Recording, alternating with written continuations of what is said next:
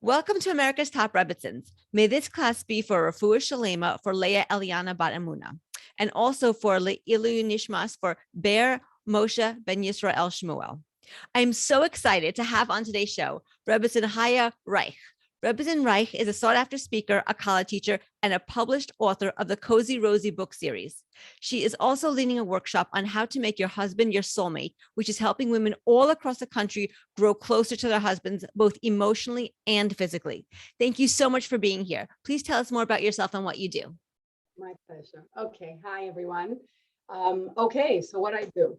So I'm really a college teacher. That's my training. And since I've been a college teacher, I branched off and I'm also a marriage mentor and I lecture. As my lecturing started for Gateways over 25 years ago. If you know about Gateways, it's a curative organization.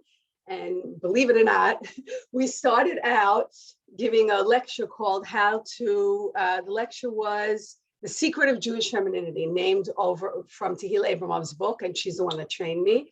And we would do lectures on Torah HaMishpacha for huge secular audiences that knew nothing about the Jewish approach to intimacy, knew nothing about Torah HaMishpacha.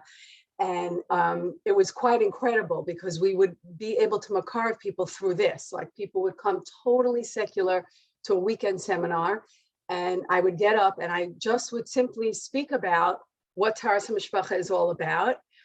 And it was amazing. We had anywhere from 4 to 18 women at a class just come to me afterwards and stand up and say, okay, I want to learn about this and I want to take the plunge, which Amazing. was incredible. And then we would take them wherever they lived. If they lived in California or Texas or New York or whatever, we would have JME teachers and we would set them up Jewish marriage education. Those are the teachers trained by Tehillah Abramov. And we would set them up wherever they lived and teach them everything. And we'd have these women who were totally secular, but they'd go to the mikveh. And It was really incredible. Wow. And then we'd see them a year later and 2 years later, they'd come to the advanced seminar. And then, all of a sudden they'd walk in and you'd see that they're in skirts. And then you'd see they'd come to another seminar and they'd be wearing a sheitel. And then you would see that, they'd come and say, my husband's in kollel, because he was learning one night a week. They called it kollel, with the rabbi. And then, you'd see they put their kids into a Jewish day school. And it was just incredible to see the power of Torah HaMishpacha and the power of that. This is where they started. In other words, they didn't start with Shabbos and Kashrus, or anything like that. They started within the privacy of their home, quietly. They still went out with their friends on Shabbos. They still went out to eat in any restaurant. They just started like taking Hashem in their bedrooms. It's such an interesting place to start. It's amazing. You're right. It's not the typical starting place. Most people start with Shabbat, or maybe they start with Kashrut. It's very rare that you hear that somebody started with Taharas HaMishpacha. It's very, very interesting. Yeah. But if you think about it, this was a place of secrecy where they could do it privately. Yeah. They didn't have to get anyone involved. They didn't have to, once you're eating kosher, you can't go out with the group. Right. Or you have to go to a kosher restaurant and listen to everybody make fun of the high prices or whatever they're going to make fun of, or if you're out of town, there aren't too many kosher restaurants. So it's interesting to see that once these couples experienced having Hashem live with them, they wanted more. Wow. And that's so beautiful. And I know right now that you're going to be actually very soon starting to do a workshop for women. And it's about emotional intimacy being a prerequisite for physical intimacy, just like what you were saying, starting in the bedroom. And this is so right on the mark. And you once said to me that you can have issues in the bedroom if you're not nice to your husband in the kitchen. And I was wondering if you can please tell us a little bit more about how you can be truly connected to your husband on an emotional level so that it transfers to the physical level. Pleasure. Yes. So a couple has to feel like they're connected. Years ago, I remember when I was first training many years ago, and they used to say, yeah, if it's great in the bedroom, it'll be great in the kitchen. And I don't know, I remember being trained that way. And now I have over 25 years experience doing this. And with my experience now, I kind of feel like it's not so. Really, if you're connected and you're best friends and you have this incredible connection, then the bedroom area can be fantastic. And if it's not because of education, then that's something that can just be learned and worked out, that education. But if you can communicate and you're kind and nice and sweet to each other and helpful to each other, then you can move that feeling.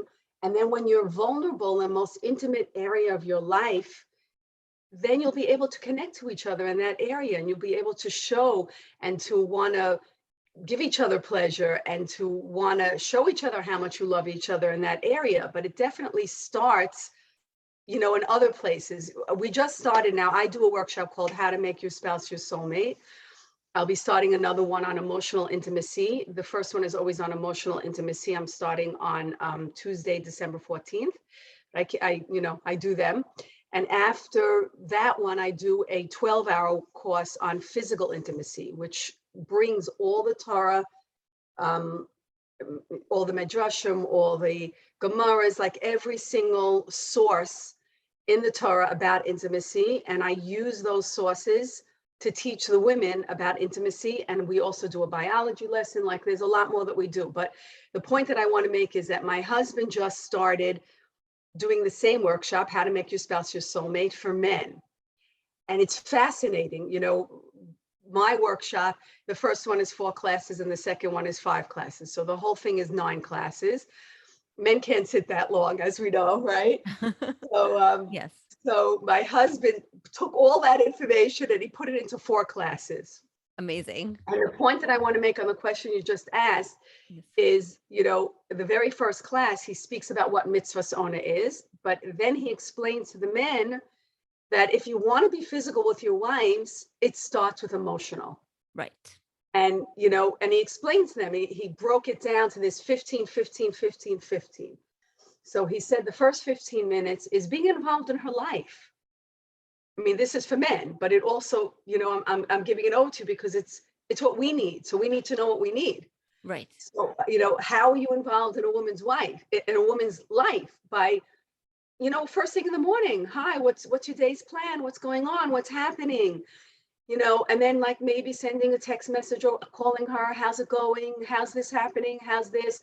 Like a little connection over here. Then coming home, like my husband told them this, they were blown away. It's such a simple thing, but come home, knock on the door. Hi, Daddy's home, Abba's home, Tati's home. Come in. You can't find her because she's upstairs and her head's inside the washing machine. So my husband said, you go up the steps and you wait till her head comes out of the washing machine. You catch her eye. You look her in the eye and say, hi, I'm home. It's so great to see you. How was your day? How can I help? Wow. Wow. That will make a woman feel connected. Like they'll think, what happened? Exactly. Like, where's my husband? Yes. Oh my gosh, like where did he go?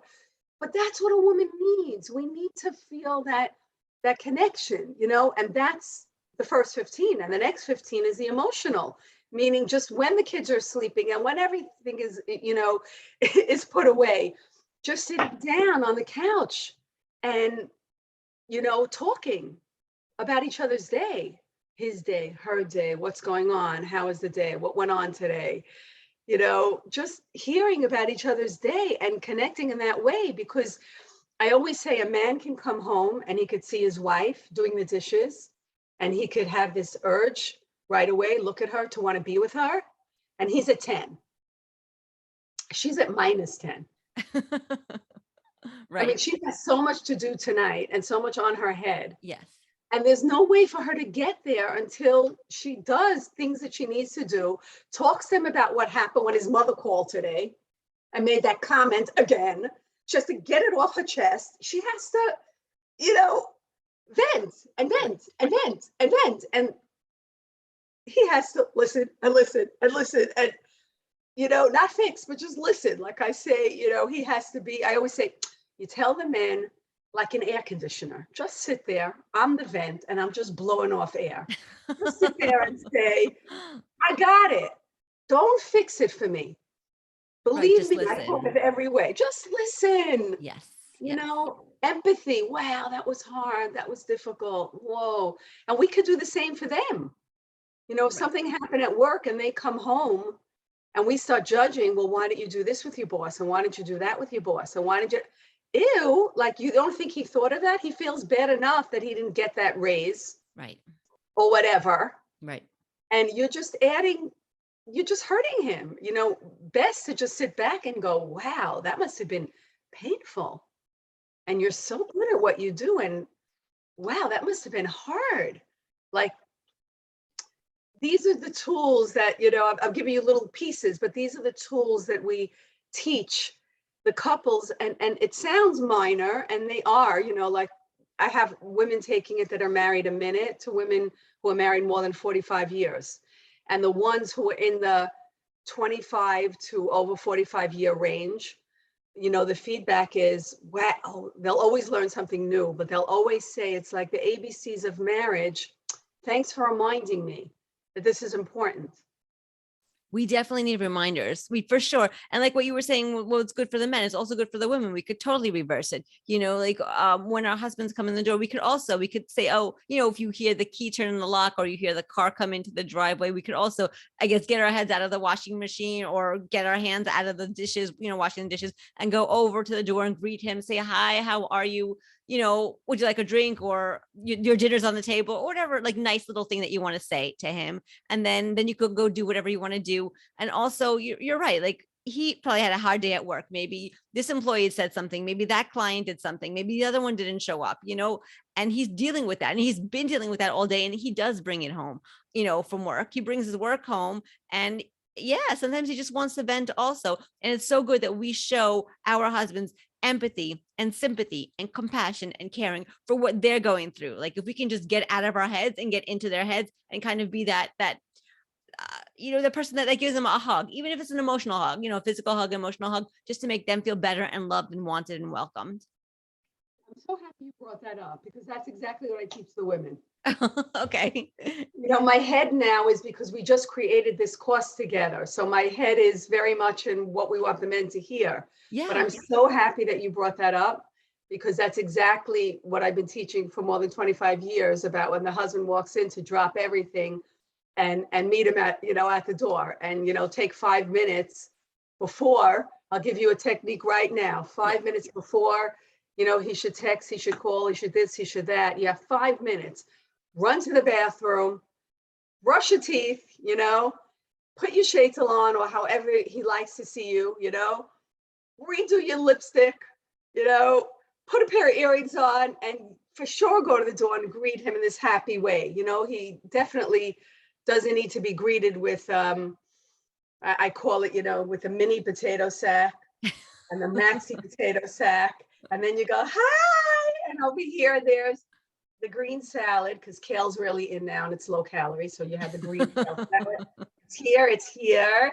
And then over here, because you ate so healthy, you bounce it off with fabulous chocolate. And over here's the chocolate. Of course. Right, you know what I mean? Of course. And, you know, just to throw it in, one little red candy right in the middle. So, you know, he doesn't need to be graded with, you know, and then we're in that schmatt, and over here is the tomato sauce, and over here is the, you know, the red crayon and markers, you know, like, it's okay to be greeted like a mensch. Like, take a minute. It really, really takes 5 minutes to run in. I'm so happy that you said that, to take 5 minutes, to pull yourself together, to go to the door, to dry your hands, to say, hey, I'm so happy you're home, you know, in reverse, right? And just exactly what you said, like, so happy to see you, like, make them a drink, like you said, like, sit down.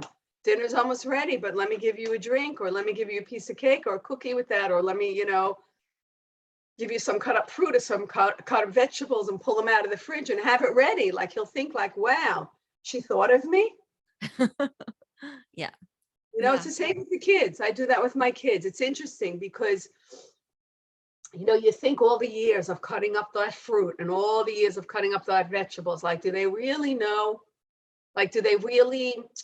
It's interesting. So I have my married daughter now recently said to me, oh, Ma, I remember whenever I came home from school You always had fresh cut up vegetables or fresh cut up fruit. I want to be a mother like that. And I That's was like, amazing. what? So sweet. Yeah, but I never heard it all the years, only until she became a mother. Wow. So you So, didn't know that made an impact.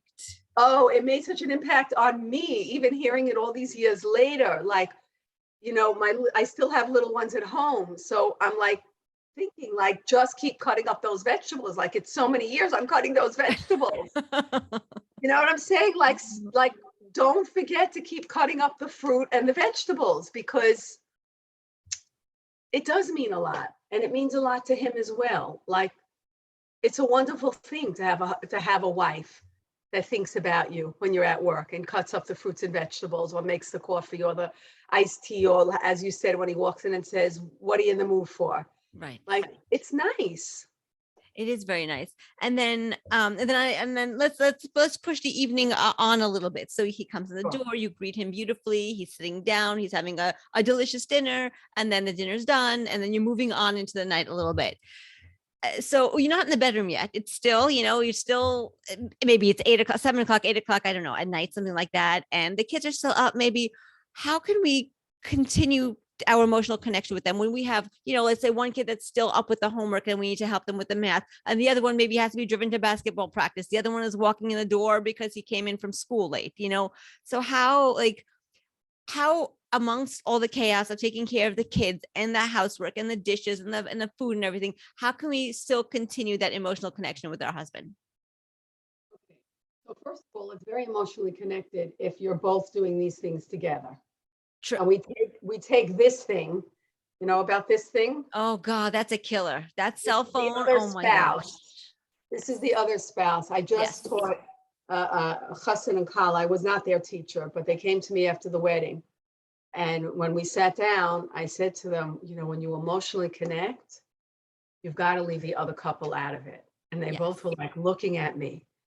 And they said, what other couple? I said, that other couple that keeps coming to dinner with you every night. They've Yep. got to be left out of it.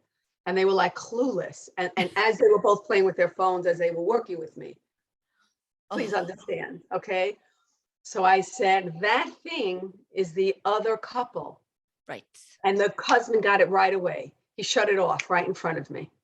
Smart. And then she couldn't imagine shutting it off. Right. And I said, it has to be shut off. When you sit down, and this is a young couple, they were married like a few months and having issues. So someone sent them to me, and I said, I'll tell you straight, there was issues intimately, physically intimately, Mm-hmm. with intimacy. And that's why they were sent to me. But there was no emotional connection here. So here goes back to question one. Yes. With question two. So the first thing that I had to tell them was, get rid of the other couple when you have dinner, at least. Let's start there. So let's shut off the phones during dinner. So let's have that time to connect. Now, with a family and a lot of kids going on and all of that, I'm very, very big on dinners. They say that families that have dinner together stay together. Yes. And if you look at the research, it's mind-boggling. They say that children that have dinner with their parents together at the table and connect, even if it's a 20-minute dinner, because it doesn't last longer than that during the week, 15, 20 minutes, right? That they feel loved and cared for. And couples that have that dinner together, it's also, if you do the research on it. So I'm very, very big on that. So that's right away. Daddy's home, Tati's home, Abba's home. Okay, everyone. Now, what happens if Abba comes home at 8 o'clock? That's going to be the first question here. Yes. And you have a bunch of little kids. So I always say, so feed the little kids at 5 o'clock or 6 o'clock, Yes. right?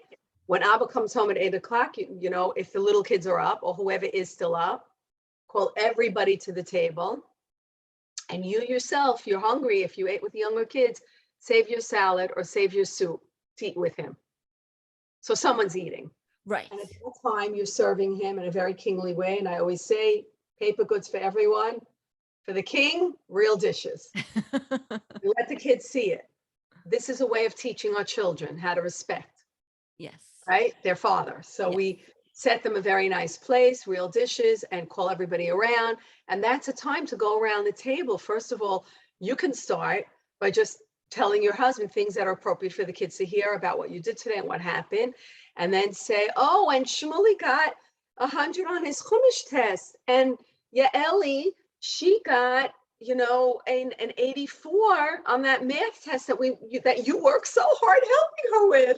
Right. Oh my gosh, I'm so proud. I think you both get a sticker. Blah, blah, blah.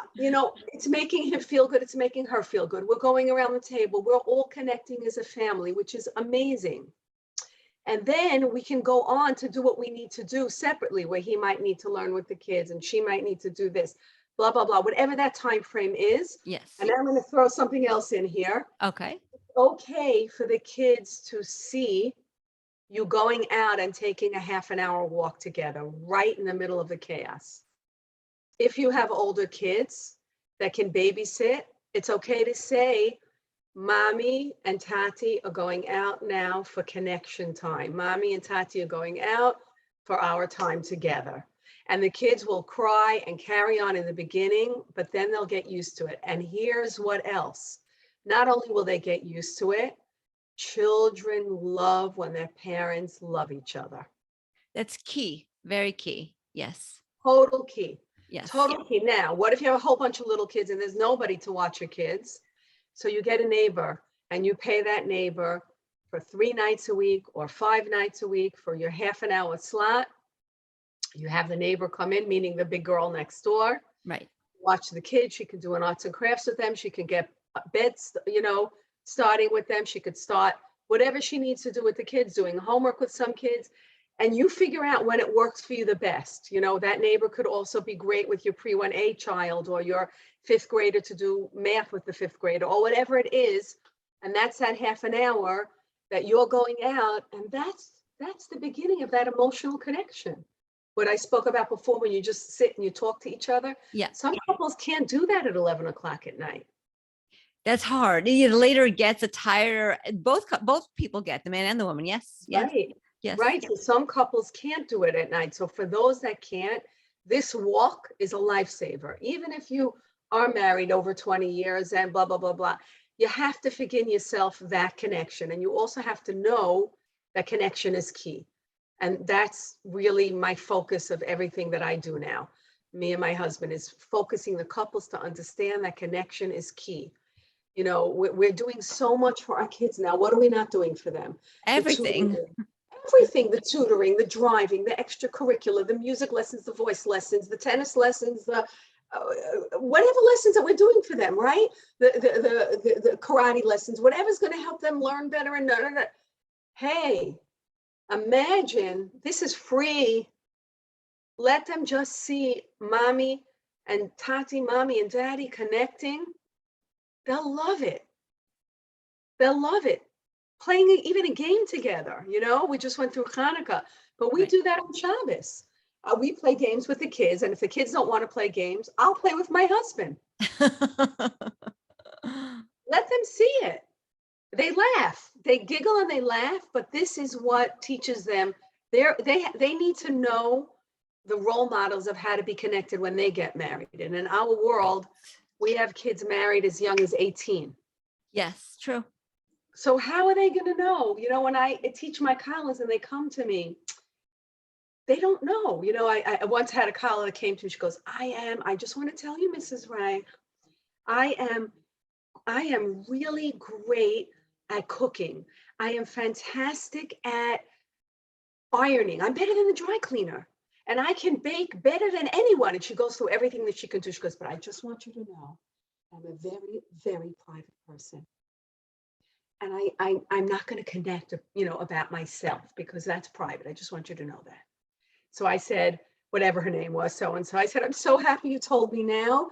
Instead of having 22 hours of college classes, we're going to have 35 hours of college classes because it doesn't go. You understand? When we get married, the man doesn't stay on one side of the mechitza and the woman on the other side. Right. We need to teach them to come together. Right. And connection is key.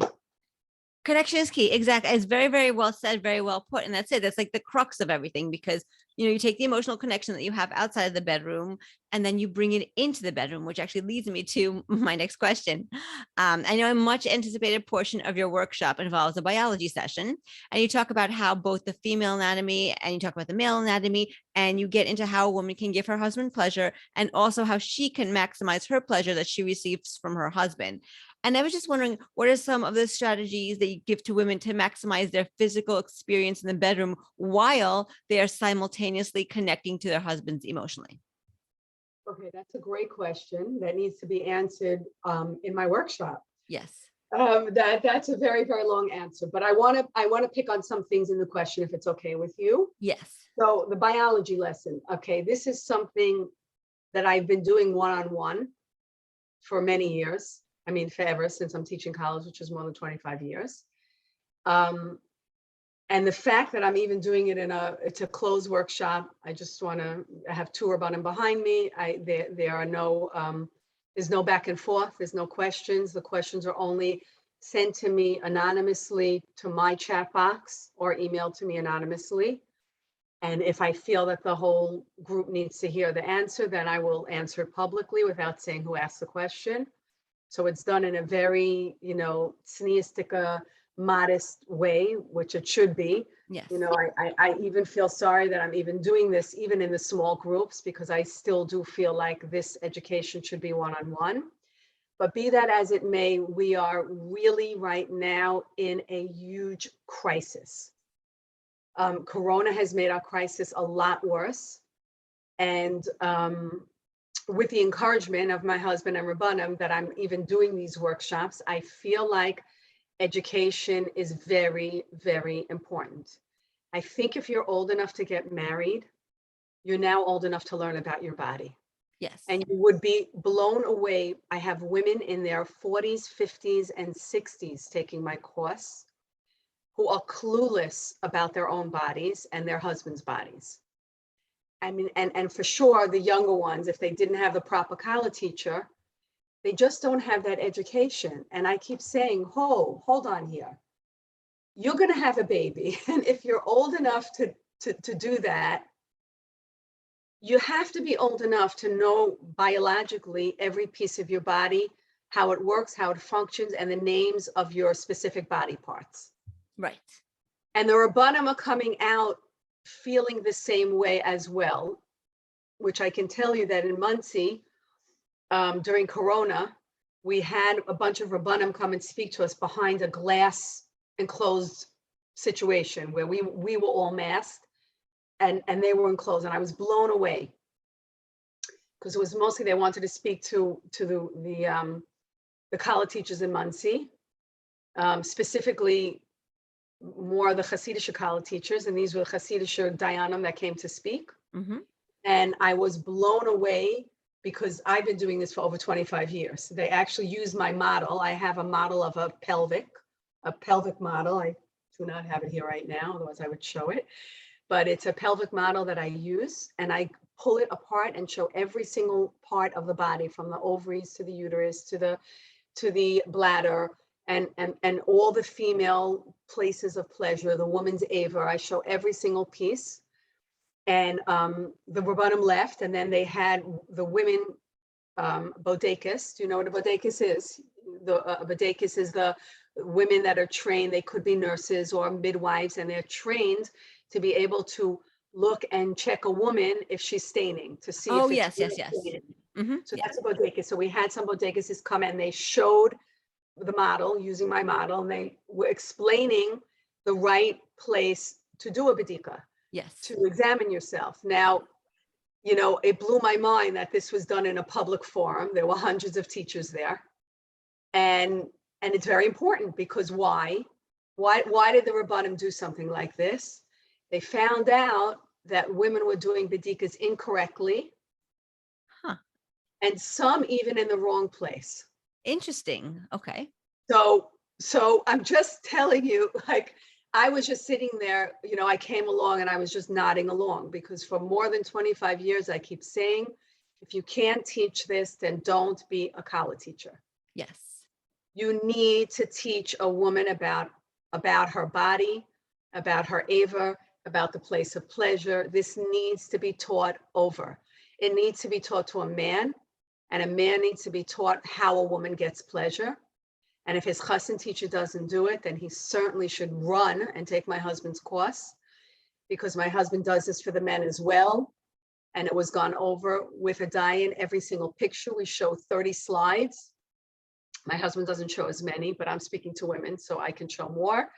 I show 30 slides, I don't know, maybe my husband has 10 or 12 slides. And it's very, very, very important. And I also want to point out that we're mommies. If we're zeicha to be a mommy, then we need to give over to our children also the parts of their body. And my daughter-in-law has told me that if a child knows the parts of her body, the statistics show that that child that is familiar with the parts of her body will be much less be able to be sexually abused, because she's aware, and her parents have told her about her private parts, and have told her the names of her parts, and have told her that it's private, and have told her that no one's allowed to look there or touch there or go near there. That these girls, that young children that know that, they can come home and say, Mommy, someone tried to touch me, and they'll know the names of the place. Right, right. And those kids that are aware like that will be much less likely to be abused. And that's the science. Those are the statistics. I can't make that up. Mm-hmm. And right now in the frum world, sorry, but it's my pet peeve, so I have to throw it in here. They're saying, in the world at large, 1 out of every 4 women will be abused in their lifetime, and it's 1 out of 5 men.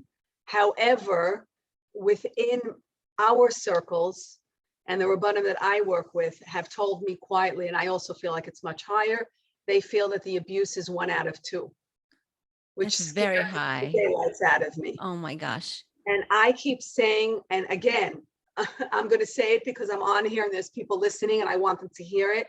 And this is going to be something that might take 25 years. Just like I said, for 25 years, we need to teach people about their bodies. So I'm going to say it again. We need to teach kids about their bodies. We need to tell them when they're very young that no one is allowed, that this is a holy part. No one's allowed to touch them here. We need to educate them. We need to tell them. We need to explain it to them, whether the person is your Rebbe or your grandfather or your brother-in-law, or the stories that come to me from college. And this is years. I'm doing this already more than 25 years. I don't have enough fingers and toes anymore to tell you how much abuse that I've seen. Oh, it's and the scary part of the abuse that I've seen is that there's many very, to me, mystical girls that come, they don't realize they were abused. Really? Because they don't know, because their grandfather said whatever he said. Wow. They don't know because they weren't taught about this. So I just feel like we have to be normal about it. We have to be regular about it. As a matter of fact, in my second workshop on physical intimacy, I throw in a bonus class, which I teach the women how to teach their daughters about their period, the menstrual cycle. Okay.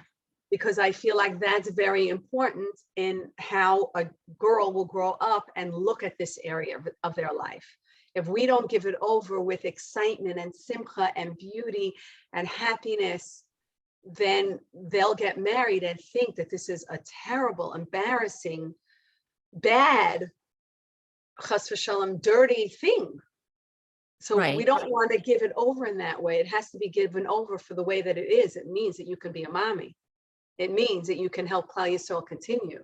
It means that you're maturing. And it means that I have to teach you, I have to treat you a bit different because you're, 11, 12, 13, or whenever you'll get your menses. Some girls are getting it as young as 10, so it means you're more mature now.